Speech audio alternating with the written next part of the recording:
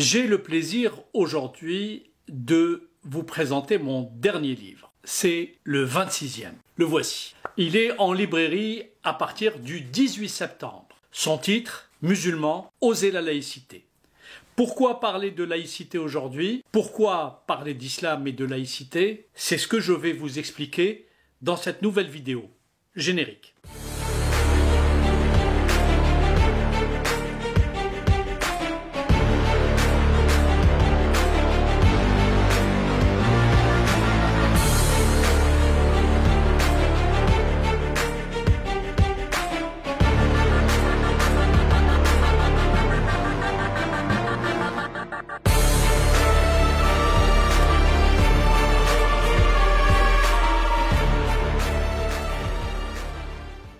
Bonjour à tous. Beaucoup de musulmans, y compris ceux qui vivent en France, ne comprennent absolument rien à la laïcité. Je le déplore. Aujourd'hui, dans cette nouvelle vidéo, au-delà de ce livre que je viens d'achever, je vais vous dire pourquoi il me tenait à cœur d'évoquer ce sujet. Avant toute chose, je vais commencer par la définir. Qu'est-ce que la laïcité ? Il s'agit d'une valeur universelle, et j'insiste bien sur son caractère universel, parce que beaucoup croient qu'il s'agit d'un principe français seulement. La première erreur que font beaucoup de personnes, c'est de la définir uniquement à travers le prisme juridique. Ils vont ainsi vous dire, c'est la loi de 1905, qui fête justement son 120e anniversaire en décembre prochain. D'autres vous diront que c'est la séparation de l'Église et de l'État, ce qui est vrai, mais ce n'est pas que ça.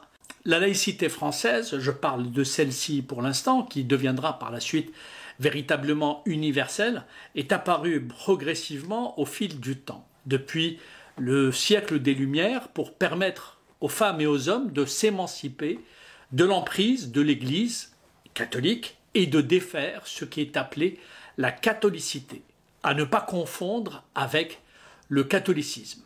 La catholicité, c'est cette logique du Moyen-Âge qui voulait que l'Église catholique puisse tout contrôler, y compris l'intimité et la conscience des gens. La laïcité s'est ainsi imposée comme une valeur pour permettre à chaque personne de s'émanciper et de ne pas être réduite à un simple statut de croyant uniquement et d'être contraint à vivre selon un dictat prédéfini par un dogme religieux ou par une église quelconque. C'est ainsi que la laïcité s'est imposée comme une valeur émancipatrice et libératrice. Je précise que la laïcité, ce n'est pas le rejet des religions, c'est la neutralité de l'État face aux religions. La loi de 1905 en France, sur la séparation des églises et de l'État, ne persécute aucune croyance. C'est faux. Elle garantit au contraire à chacun la liberté d'y adhérer ou non. En ce sens qu'elle consacre un principe devenu fondamental, celui de la liberté de conscience. La laïcité permet ainsi de croire, de ne pas croire, de changer de religion, de douter. Elle pose une règle d'égalité, une règle qui interdit à une religion de devenir la loi commune. La laïcité est donc le contraire de la théocratie, du fanatisme et bien sûr du totalitarisme.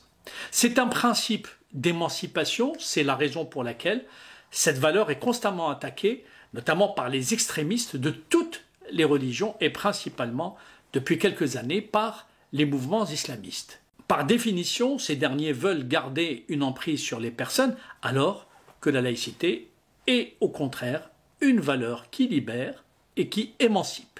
Mais surtout, à ce stade de mon explication, je souhaiterais que chacun garde en tête que la laïcité n'est pas une exception française, je l'ai déjà dit.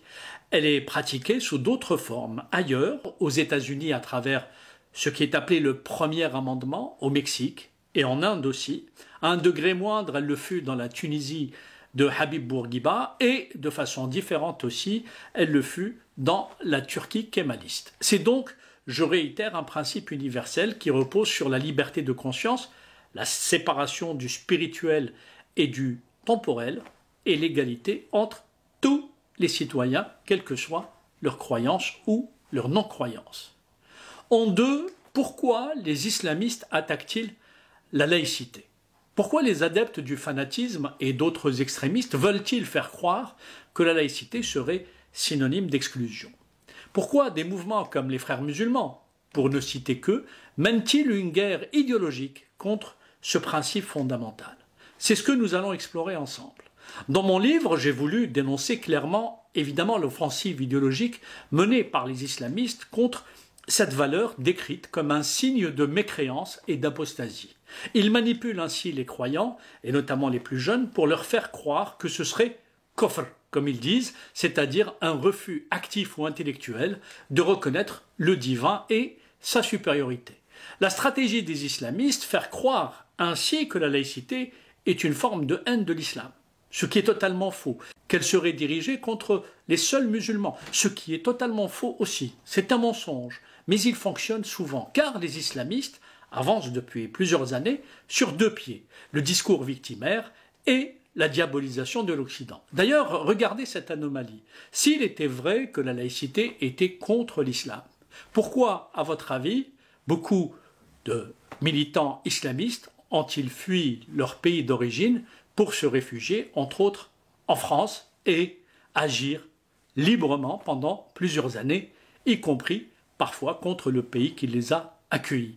Ils sont aidés en cela par des régimes prétendument laïques, je parle des islamistes, ou des pouvoirs dont les pays font face pourtant à la menace islamiste, comme c'est le cas pour l'Algérie, la Tunisie, le Maroc, l'Égypte et j'en passe. Parce qu'il y a évidemment de la clientélisation des milieux islamistes ou du populisme, parce que souvent la manipulation ou l'instrumentalisation de l'islam permet à certains régimes de garder la mainmise sur la société.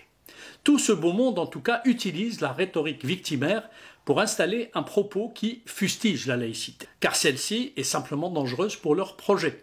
Je rappelle que ni les islamistes, ni les dictatures n'ont envie de voir les musulmans libres et émancipés. Une certaine vision de la religion leur permet de les tenir en laisse. C'est la raison pour laquelle la propagande islamiste s'attaque en priorité à la fois à la laïcité et bien sûr aux laïcs qui sont constamment diabolisés. La laïcité de ce point de vue dérange les islamistes. Bien sûr, nous l'avons vu, en premier lieu parce qu'elle est incompatible avec leur projet. L'islamisme, qu'il soit frériste, salafiste ou turco-islamiste, veut imposer une vision totalisante de la religion dans la société. Règles alimentaires, codes vestimentaires, rapports hommes-femmes, finances islamiques, éducation séparée, statut de la femme, et j'en passe. La laïcité appelle tous les croyants à être des citoyens avant d'être membres d'une communauté ou un élément d'un troupeau guidé à la baguette par un religieux ou par un apprenti sorcier. Tout cela repose sur une même idée. L'islam ne doit pas seulement être une foi, il doit être surtout une loi pour, évidemment, les islamistes. Une idéologie politique et un projet de société. Or, la laïcité dit la chose suivante. Vous avez le droit d'avoir la religion que vous souhaitez, vous pouvez la pratiquer comme vous le souhaitez, à condition que cela ne contredise pas les textes de loi et l'ordre public, et vous n'avez pas le droit d'obliger une tierce personne, qu'elle soit votre mère, votre père ou votre enfant, de croire comme vous et de pratiquer strictement comme vous. Et évidemment, l'inverse est vrai. Personne n'a le droit de s'immiscer dans votre façon de croire, même les pouvoirs publics, à condition, encore une fois, que votre pratique religieuse ne soit pas contraire aux lois et ne représente pas un délit ni une forme d'incompatibilité avec la paix civile. Je vais vous donner un exemple concret qui permet de répondre aux islamistes qui, en Europe, tentent d'imposer leur point de vue à la fois aux autres musulmans et même aux non-musulmans. C'est grâce à la laïcité, ou ce qui est appelé ailleurs la sécularisation, the secularism, pour reprendre le terme anglophone par exemple, que des mosquées ont été construites en France et ailleurs en Occident. C'est grâce à cette même laïcité qu'il y a des écoles musulmanes en France. C'est grâce à la laïcité toujours que des femmes se baladent dans les rues de Bruxelles, la capitale de l'Europe, avec le voile.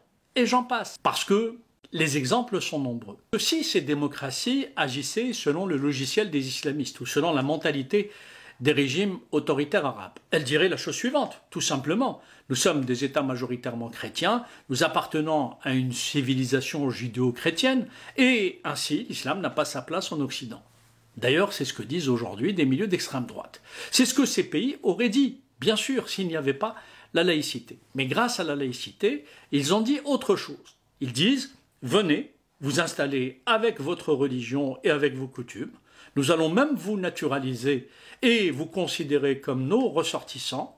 On vous demande juste de respecter les lois et l'ordre public. Voilà ce que disent en substance les grandes démocraties européennes. Et le fait que des États occidentaux aient voulu faire respecter leurs lois, ils ont été traités, le plus souvent, de racistes par la propagande islamiste. Or, aujourd'hui, la propagande islamiste pose problème parce que c'est le principal carburant des extrêmes droites européennes. Et ça, il ne faut pas l'oublier, les deux se nourrissent aujourd'hui mutuellement. Sans la laïcité, plusieurs pays occidentaux auraient agi comme ces pays qui pourchassent les gens parce qu'ils se convertissent à une autre religion ou qui punissent parfois par la mort, comme c'est le cas en Iran ou en Afghanistan, ceux qui sont à leurs yeux de mauvais musulmans. Ils s'arrogeraient ainsi le droit d'avoir un droit de vie et de mort sur autrui. Je ne pense pas que quiconque serait heureux de vivre sous un tel diktat, même ceux qui prétendent être des militants islamistes aguerris. D'ailleurs, c'est la raison pour laquelle, lorsqu'ils ont à choisir entre un État islamiste, une dictature arabe ou une démocratie occidentale, le plus souvent, ils choisissent la démocratie occidentale. Vous comprenez le mal que font donc les islamistes à la fois aux musulmans, bien sûr, qui majoritairement, j'en suis convaincu, n'aspirent qu'à vivre en paix, et le crime qu'ils commettent contre leur propre religion et contre l'image de leur religion, c'est-à-dire l'islam qu'ils ont transformé en dogme d'intolérance, de haine et de violence aux yeux de beaucoup de non-musulmans. Troisième question, l'islam est-il compatible avec la laïcité? Je vais mettre évidemment les pieds dans le plat. Beaucoup de musulmans ont été endoctrinés pour approcher leur religion à travers le seul prisme de la peur. Pas à travers l'intelligence et la compréhension, pas à travers la raison, mais au travers de la seule passion, fût-elle une passion erronée. On a voulu conditionner les musulmans en leur disant tout bêtement « si tu ne fais pas ça, tu vas en enfer ». À partir de cette approche bête et méchante qui installe une terreur intellectuelle, on a fait faire à certains d'entre eux n'importe quoi et on leur a fait croire n'importe quoi aussi. J'ai voulu donc à travers ce livre répondre clairement à la question posée. Oui, pour moi, l'islam est compatible avec la laïcité, à condition qu'il ne soit pas instrumentalisé par les courants islamistes. Dans cet essai, j'ai voulu rappeler que de nombreux musulmans dans le monde vivent leur foi de manière personnelle, spirituelle, sans jamais chercher à imposer des normes religieuses à l'espace public ou à qui que ce soit. Ce sont les idéologues islamistes, en tant que partisans d'une idéologisation de l'islam, et non l'islam en tant que foi, qui posent problème depuis plusieurs années. La laïcité protège en réalité l'islam des manipulations politiques et offre aux croyants un espace de liberté individuelle. Ce que rejettent les islamistes, ce n'est pas la laïcité en soi, mais ce qu'elle permet, le libre arbitre, l'émancipation, le refus des tutelles cléricales.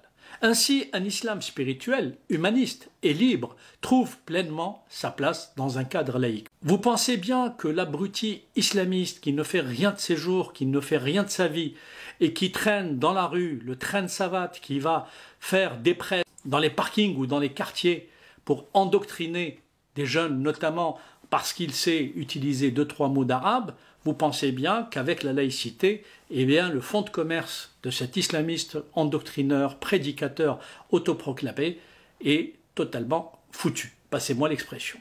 Ainsi, un islam spirituel, humaniste et libre trouve pleinement sa place dans un cadre laïque, et ce, quoi qu'en pensent les milieux islamistes. Je donnerai 5 arguments, comme les 5 piliers de l'islam, qui démontrent que l'islam est compatible avec la laïcité. Premièrement, contrairement au christianisme médiéval, l'islam ne connaît pas de clergé institutionnalisé. Il n'y a ni église, ni hiérarchie théologique centralisée, notamment, naturellement, dans l'islam sunnite. Cela signifie qu'il n'y a aucune nécessité structurelle à l'existence d'une imbrication entre pouvoir politique et autorité religieuse. Cette horizontalité de la foi approche l'islam dans son essence, d'un modèle laïque qui sépare religion et pouvoir temporel, en somme, le musulman. Deuxièmement, il existe des arguments théologiques, coraniques même, qui soulignent que l'islam est compatible avec la laïcité. Je peux citer ou rappeler 2 versets coraniques fondamentaux. Nulle contrainte en religion, en arabe, la ikraha fid din, ça c'est pour la première, et secondo, à vous votre religion, à moi la mienne, lakum dinukum waliya din. Ces versets, il y en a d'autres, montrent que le Coran reconnaît la diversité religieuse comme une réalité voulue et donc un cadre laïque, garant de la pluralité, n'est pas en contradiction avec l'islam révélé, quoi qu'en pensent là aussi les milieux islamistes. Troisièmement, il y a aussi l'argument historique et prophétique. La constitution de Médine, par exemple, est un pacte de coexistence pacifique entre communautés religieuses. Ce document fondateur repose sur une idée proto-laïque. L'unité politique ne repose pas sur l'unité religieuse, mais sur un contrat social. Chaque groupe y conserve sa foi, mais participe à une entité commune. Cela démontre historiquement qu'un cadre pluraliste et non théocratique est consubstantiel à l'expérience islamique primitive. Or, la constitution de Médine est un exemple historique clair de la compatibilité de l'islam originel, celui des premiers temps, avec le cadre laïque. Quatrièmement, il y a un autre argument historique. L'islam n'a pas toujours été califat ou régime religieux. De nombreuses dynasties musulmanes, l'Andalousie omeyyade, l'Inde mongole, l'Empire ottoman, en tout cas certaines époques de l'Empire ottoman, ont connu des formes variées de gestion du religieux, parfois déconnectées du pouvoir central. Sans oublier, bien sûr, les penseurs réformistes musulmans du 19e et 20e siècle, et je pense notamment à Mohamed Abdou et avant lui à Jamal ad-Din al-Afghani, qui avaient tous les deux une vision qui montrait qu'islam et laïcité n'étaient en rien incompatibles. Cinquièmement, il y a enfin l'argument philosophique. Le tawhid, en l'occurrence l'unicité, contrairement à ce que prétendent les salafistes, ne signifie pas théocratie. Certains islamistes, en effet, justifient l'incompatibilité avec la laïcité au nom du tawhid, l'unicité de Dieu, en prétendant que seul Dieu peut légiférer. Ce ne sont pas des théories divines, mais des idéologies nées dans un contexte particulier de la volonté d'idéologues comme Mohammed ibn Abd al-Wahhab, cofondateur de la secte wahhabite à l'origine de l'État, l'Arabie saoudite. Et ensuite, il y a eu bien sûr Hassan al-Banna, fondateur de l'autre secte, dite les frères musulmans. Je pense que les intellectuels musulmans doivent dénoncer cette lecture politique et dévoyée. Le tawhid est une doctrine de foi, pas une doctrine constitutionnelle. Et il faut faire la différence entre l'une et l'autre. Il faut assumer ses responsabilités, même si l'argument unique des islamistes repose sur l'excommunication, le takfir et la menace de mort, ainsi que la diabolisation. Je rappelle quand même que les écoles juridiques classiques du monde sunnite ont toujours admis l'ijtihad, l'effort d'interprétation. Preuve que l'islam admet quand même une autonomie du raisonnement humain et donc la possibilité d'un cadre laïque. Mais l'ijtihad, permettez le jeu de mots, n'est pas parole d'évangile. Cela reste une œuvre humaine qui ne doit pas être sacralisée et qui doit être discutée, débattue et même remise en question. C'est ça ce qu'offre aussi le cadre laïque. Alors que faut-il faire? C'est la quatrième question que je me permets de poser. Je pense que chaque musulman doit faire cet effort intellectuel de comprendre la laïcité, son histoire, ce qu'elle représente et ses bienfaits. Il convient donc d'expliquer la laïcité et de l'apprécier pour ce qu'elle est, un projet d'émancipation encore une fois. La laïcité est aujourd'hui caricaturée, déformée, ravalée au rang de lubie identitaire. Il faut tout simplement la réhabiliter. Elle est un projet de dignité humaine. Elle protège les croyants comme les non-croyants. Elle ne combat aucune foi, mais plutôt tous les fanatismes. Alors je vous le dis, oui, musulmans, osez la laïcité et ne vous laissez pas embrigader par les discours des fanatiques et des apprentis sorciers. Faites-le non pas contre vous, mais pour vous, pour vos enfants, pour l'avenir, car la laïcité, c'est la liberté. N'hésitez pas à partager, à commenter, à discuter, à exposer votre point de vue et éventuellement à lire ce livre qui sort donc le 18 septembre. Je vous dis à très bientôt.